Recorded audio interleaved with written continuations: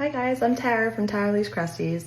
I want to show you today how we ship reptiles in both winter and summer. We've been shipping reptiles safely since 2012, so I think I have some good tips for you. So for this demonstration, we're going to be using a 12 by 9 by 6 box. And the way I tape it is I run a piece of tape down here and along both edges to keep it secure. You take your box, you line it with some tissue paper, take your deli cup, put some paper towels in there, give it a light mist, take your gecko, put it in here,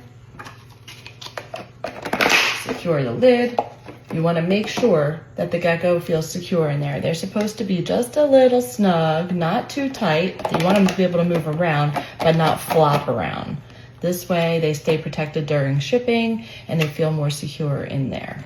You take your box. I put the gecko to one side. Leave a little gap over here. Summer shipping, we use a cryo pack.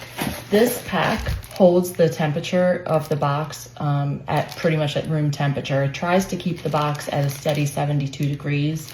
So we keep this in the refrigerator and we put it in there with the gecko when we ship. So this is for warm weather shipping. We just use one of these. If it's extra hot, you can also put like a little ice pack along with this. But typically this is pretty much all you need. And we just wrap up our gecko, and then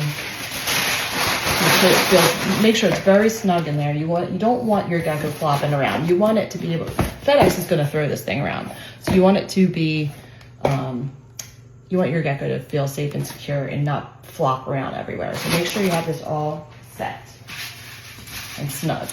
All right, and then you'll box it back up, you'll put the shipping label in here and any goodies and stickers and anything else you have, and you'll close up your box and do the same thing with the H here and put the shipping label on the top. And then you will label it for the Lacey Act. Make sure you're putting how many crested geckos in there and also put the Coralophus ciliatus name on there. They want everything on there. Okay, so for winter shipping, it's basically the same thing. I still keep the cryo pack in there along with the gecko. But what we do is where's my heat pack? Oh, hold on a second. For the winter shipping, we take the heat pack. When you open this up, this little pack has a red line on it. The red line is not supposed to be covered. You have to make sure that when you put this in the box that the red line is facing the inside of the box where the gecko is.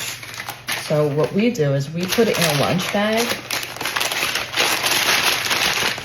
with the red line, making sure it's going to be facing the inside of the box. Of course, you have to open that first. Don't just seal it in there. You got to open it up to activate it. So anyway, then we put this on top. I always cover it with a piece of tape all the way around. That way, it can't go anywhere. So it's stuck to the top of this box. It's not going to fall onto the gecko. All right. So when we ship, we make sure the gecko's on this side, the cool packs are on this side. This side is just a gap. Okay. Pack it back up, and now the heat pack goes on this side where the gecko is not. And the same thing, you just close it up, put your label on there, and you're good to go.